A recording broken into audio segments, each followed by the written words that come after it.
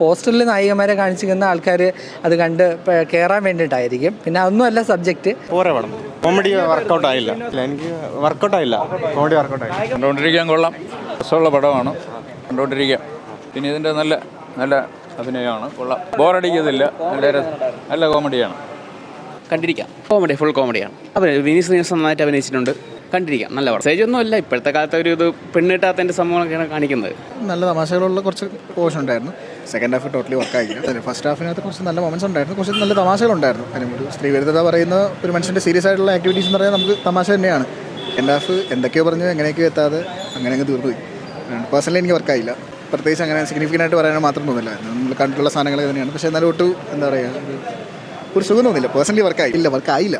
അതാണ് ഞാൻ പറഞ്ഞത്. സൂപ്പറായിട്ട് ഉള്ള സിനിമ എന്ന് പറയുമ്പോൾ സ്റ്റാർട്ടിങ് ടു എൻഡ് കോമഡി ആയിട്ടുള്ള ഒരുപാട് രംഗങ്ങളുണ്ട്. നമുക്ക് ആസ്വദിച്ച് ഒരു വൾഗറായിട്ടുള്ള ഡബിൾ മീനിങ് അങ്ങനെയൊന്നും ഇല്ലാതെ സിറ്റുവേഷൻ കോമഡി ആയിട്ട് നന്നായിട്ട് ചെയ്തിട്ടുണ്ട്. പിന്നെ കുറേ അല്ലാതെ വെബ് കോമഡി ഉണ്ട്. പിന്നെ അതിൻ്റെ വിഷയം തന്നെയാണ് അതിലെ ഏറ്റവും വലിയ ഹൈലൈറ്റ്. പിന്നെ എമോൻ്റെ സിനിമ ഉണ്ടല്ലോ, പുള്ളി തുടക്കം മുതൽ ഇതുവരെ ചെയ്തിട്ടുള്ള ഒരു സിനിമയും അങ്ങനെ മോശമായിട്ടുള്ള ഒരു സിനിമ ചെയ്യില്ല. ഇതും അതുപോലെ.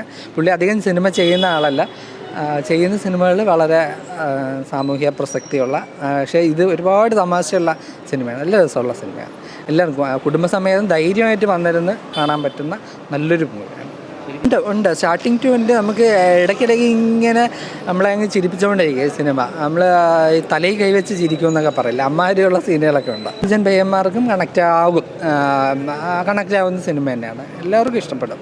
മെസ്സേജ് നമ്മുടെ ഈ കല്യാണം ആലോചിക്കുമ്പം ഒരുപാട് കണ്ടീഷൻസൊക്കെ പറയുന്ന ആൾക്കാരുണ്ടല്ലോ, അതാണ് ഒരു തമാശ രൂപേണ കാണിച്ചിട്ടുള്ള അങ്ങനത്തെ ഒരു സിനിമയാണ്. വിനീതിൻ്റെ കുറേ നാളിന് ശേഷമാണ് ഈ ഒരു മുഴുനീള വേഷത്തിൽ കാണുന്നത്. വിനീത് അത് പൊളിച്ചിട്ടുണ്ട്, നന്നായിട്ട് ചെയ്തിട്ടുണ്ട്. പിന്നെ വിനീതിൻ്റെ അച്ഛനമ്മ, പിന്നെ ഫാമിലിയിൽ അഭിനയിക്കുന്ന കുറേ പേര്, പൂജ മോഹൻ രാജ്, പിന്നെ അച്ഛനായിട്ട് മറ്റേ കുഞ്ചികൃഷ്ണൻ പുള്ളിയാണ്.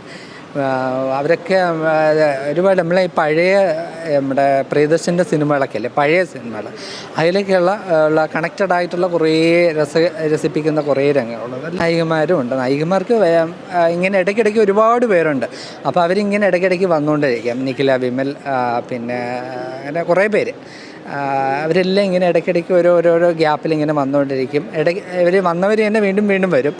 അപ്പോൾ എല്ലാവരും നന്നായിട്ട്. പിന്നെ ആ പോസ്റ്ററിൽ നായികമാരെ കാണിച്ചിരിക്കുന്ന ആൾക്കാർ അത് കണ്ട് കയറാൻ വേണ്ടിയിട്ടായിരിക്കും. പിന്നെ അതൊന്നുമല്ല സബ്ജക്റ്റ്.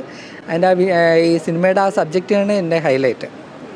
നന്നായിട്ട് ഭംഗിയായിട്ട് ചെയ്തിട്ടുണ്ട്. അതിൽ പാട്ടുകളും എല്ലാം നല്ല